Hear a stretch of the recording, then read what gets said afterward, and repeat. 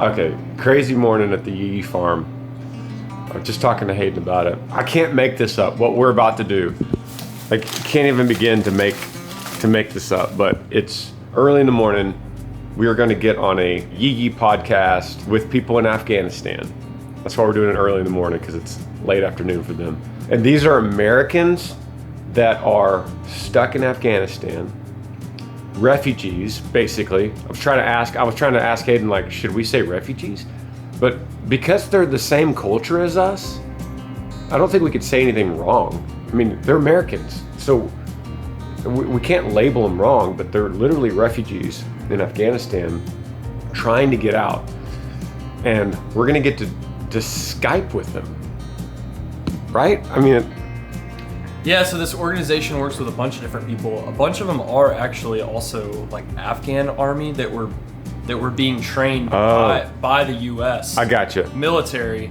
And then as soon as everything happened over there, these people were just kind of stranded. So I'm pretty sure who we're talking to today grew up in Afghanistan and was working closely with American military, and then just everything hit the fan, and now they're literally stranded. So okay, so we're gonna do a Skype call live with them and then put it on the Yee podcast, which is probably, when are you gonna release that?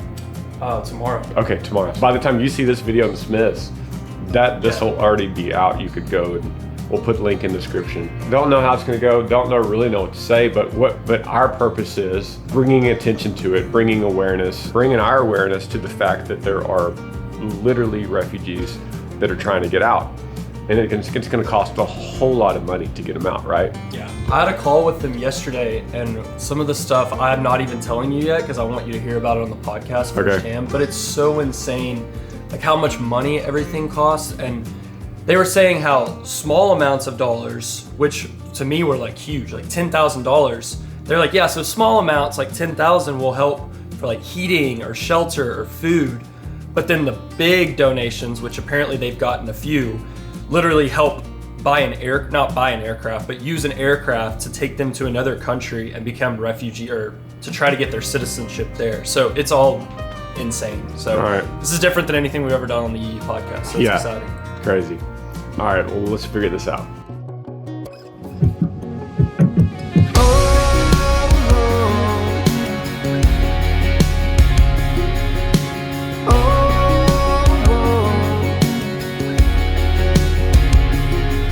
When the little things mean everything, that's when you got everything you need. If you're anything like me.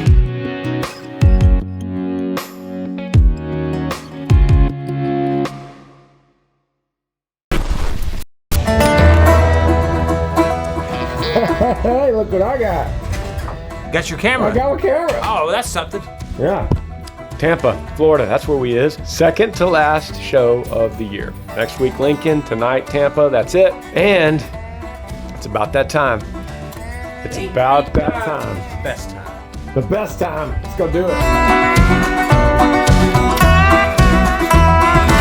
Hey! You're on it. Hey, Smiths. Hey, YouTube fam. We have strawberries from Plant City, Florida. They are world famous, and we want you guys to have some. Can we see them? Absolutely. Got it. Yeah, they were actually picked fresh this morning. We got them from Fancy Farms this morning. Wow, look at that. So, that's incredible. Oh yeah, fresh ones. Oh yes, and one more thing, my wife made you something as well. So, She worked hard on this. we've been watching Smiths and saw Amber's decorations, saw everything that y'all love. So hopefully. Yep. So, Wow. That's amazing. oh yeah. I love that. Thank you so much. You're welcome. Oh, you're very That's welcome. incredible, guys. Yes. Y'all are awesome. You drove from North Carolina? Yeah, I How drove far is that? 10.5 hours. 10 and a half. Yeah. I promise, I owe you North Carolina. North Carolina, I owe you a show. You Yes. drove all the way out here to Tampa. Thank you so much. Who is this? This is Angel. Angel. Hi. Hi, Angel. You guys watch the Hi. Smiths? I do. I've They seen watch all it of for a them. while. Huge Smiths fans every Tuesday and Thursday. You are. On the TV, stream it so we can watch it from the couch. Thank you. I barely had time to grab the camera. That just happened. I did. You're our favorite artist, and so What? Right now. you're our favorite artist, man. Dude, so. that was the first proposal on the Smiths. What? funny. You're so nervous. Were you just so nervous? I was. That's amazing, guys. Incredibly nervous. Oh my goodness. Congratulations. Thank That's you amazing. so much. Thank you. I appreciate it. Amazing. Yeah, buddy. Yeah. Amanda Amanda, Snyder. you watch the Smiths? Absolutely. Every Tuesday, Thursday. Yeah. Day, Amber, Lincoln, London, Maverick, Tyler, Parker, everybody. All right. I love y'all so much. It's the best time. It is the best time. People, This is my market up here. people love best time in Florida because everyone wanted to take a picture with Chris, which is amazing. Got a fan club going on right now.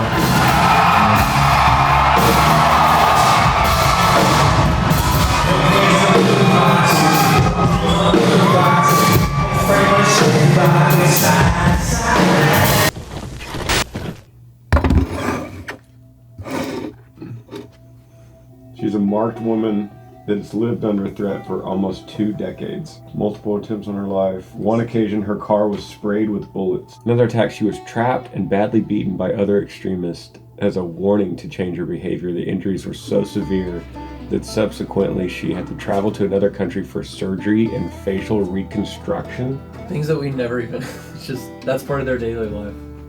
We're just so blessed. So she's Afghan.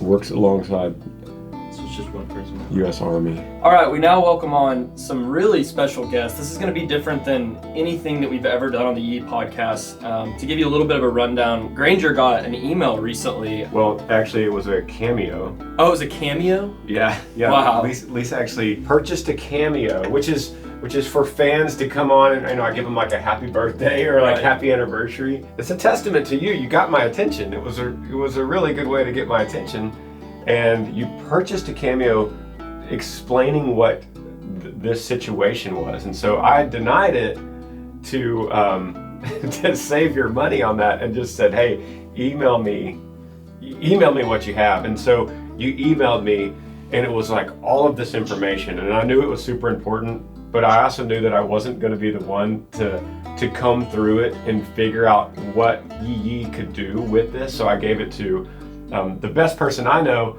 for this kind of thing, which is my tour manager's wife, Allison, who is just really good at kind of deciphering details, and she has a huge heart, and she has 2 brothers in the military. So Allison goes through it, and then Allison and I connected. This is a long way around how this all happened, but it's really interesting that it happened in a big roundabout way. Then Allison gets on, and we decided that the Yee podcast would be the best platform to talk about what we're about to talk about, which is huge. If I am stranded right now in Afghanistan and I'm one of those folks, what are my options? Well, your first option is to go into hiding and try to stay safe until you figure out the next step. So the next step is trying to be in contact with a humanitarian organization that can arrange for the delivery of food and fuel to feed your family and keep them warm through the winter, which is a brutal winter in Afghanistan. Next is trying to find a visa to another country. And this is really where we need help from our leadership in the government, because we need our leadership to work with foreign countries and arrange visa opportunities for these people who are in hiding and who are in grave danger. It seems nearly impossible to add all that up and to have success, and to have all this happen in a timely manner that doesn't take years. We've left the Afghan National Army. They were trained by our military. They were fighting against the Taliban, shoulder to shoulder with our military. And when we left, and we left them behind, they are now trying to survive in an environment where the government in control is the very government they were fighting against just a few months ago. And you can't train people and work alongside people and become friends with people and have these people define a significant experience in your life and just leave, just walk away, just hang up the phone. We can't do that. We have to find a solution for all of these people. Marzia, how are you? Doing very well. Glad to see you all online. You are the star of the show today. Well, thank you so much. That is so nice of you. We're honored to talk to you. You have an incredible story. You're incredibly strong and resilient and brave. Well, thank you so much for all the kind words and complimentary. Indeed, the situation make me brave and strong. I'm one of the strong women, so I'm not the only strong woman. We have plenty of strong women, and the situation and the challenging of the life make us strong. What is happening that that Americans could learn, and Canadians and Australians and anyone else and Brits and anyone that's watching this? What could we learn from you about what's really happening there? After the Taliban, everything was changed. The normal life was changed. The situation has changed, and due to the security situation, so everything was collapsed. Majority of the activists is in hiding from the Taliban. The government system is somehow collapsed. The Taliban says that it is functional, but it's not functional very well because people are scared from the system. People are scared from the current government rule and regulations. We want to be in peace. Peace, the real peace, not only absence of weapon. We want to peace, a peaceful life with education, with employment, with happiness, with freedom, with networking, with everything. So just if I will be a little girl and if I want something in my life, it's only a peaceful life. So well said. You're so gracious and you're so humble and yet so bold and strong. And we have so much respect for you. And we also I respect your time. And I know that there's a lot of things you could have done this evening, and you decided to talk to us. And so thank you so much for that. Nothing will be more valuable than that I sit with you and share what is going on in our society right now and what was my life history. So this is the most important thing for me. And the most important thing is your time, your attention. Good morning, West Smith family. I'm on my way to the Lockhart Women's Prison. I have been asked to go with my church to go and serve there, and they're bringing our Radiant conference to the prison, which we are in, I believe, 9 correctional facilities. We broadcast live to nine correctional facilities and all around on our Sunday services, and then our women's and men's group go into the prisons and bring the conferences that we have to the men and women there. And there are baptisms, there are testimonies and salvations and so much brought into those men and women. And so it's my first time to go, and I'm excited to go and meet all of these women and pour into them. I know our pastor Celeste said that they are just hungry for the word because they couldn't go in last year because of the virus. So we're going in this morning. They're going to share my Radiant testimony, which you guys have seen. It's that 7-minute video. And then we're going to do a Q&A, and then we are going to pray over these women and do baptisms. So I'm honored to be able to go. I have felt a call to prisons for the last few years. I've been talking to Granger about it. Addiction is a problem in my family, and it's something that we've dealt with before with people that we love. I don't know about being in prison, but I know about being on the outside and having someone that you love be there and their fight with addiction. And I know loss, and I know suffering, and I know how it feels when your life didn't go as planned. Another reason I felt a call towards prison and prison ministry now that I've been reborn is because having a family member who has been there before and then come out, I just feel like there's not a lot of rehabilitation done there, and they can come out and just feel like, what do I do now? Like I've been in here, I don't know where to go with my life right now.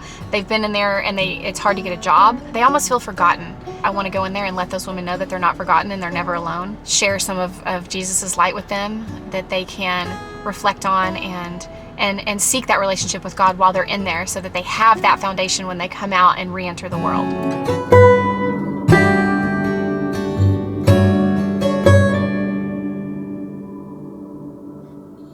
Oh my goodness.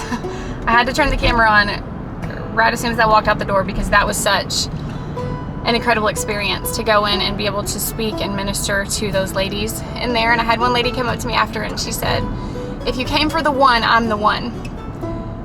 And a lot of times, you know, whenever Granger and I speak, you know, we're just praying to reach the one, just one person. If we can just touch one person with anything that we say, then it's all worth it. And so I'm so sad I have to miss the baptisms, but there's over 100 ladies signed up for water baptism today, and just listening to each of their stories and hugging them as they cry through tears. And one lady said that they're not allowed to be vulnerable in there. You know, that's a sign of weakness in the prison. But at this conference that we bring to them, they're allowed to be vulnerable. They can be vulnerable. And so they were just crying, and we were hugging and worship music and just listening to their stories. I'm just so fulfilled right now, and I cannot wait to go back. I have to go pick up Lincoln from a birthday party right now, but I cannot wait to go back the next time that we go and visit the prisons. So that was a really amazing experience. I wish I could have taken you guys inside, but I kind of just will keep that personal and sacred with those ladies.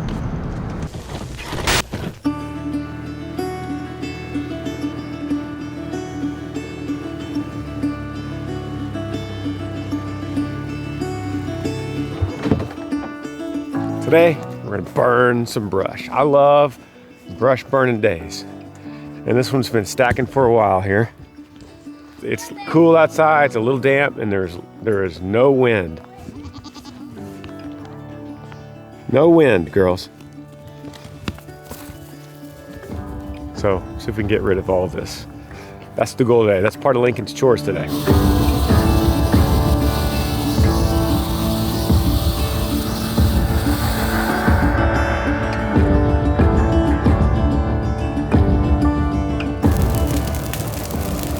How are we looking? Good. Good so far? Yes, sir. Man, it feels good, doesn't it? Good news, I think we got it. First try. Hot. I'll get the tractor in a minute and push some of this stuff in. But I think we're doing good, Link.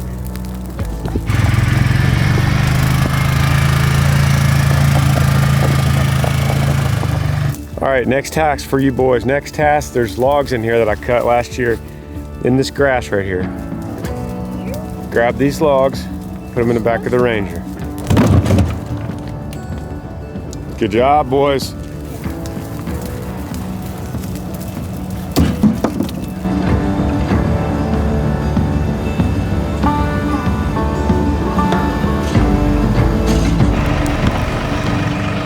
Looking good. Pretty much done, just big stuff left, and this should burn for a couple days. Nice productive day. Thanks for joining us on the video. We'll see you next time, every single Tuesday and Thursday. Love y'all. Yee yee.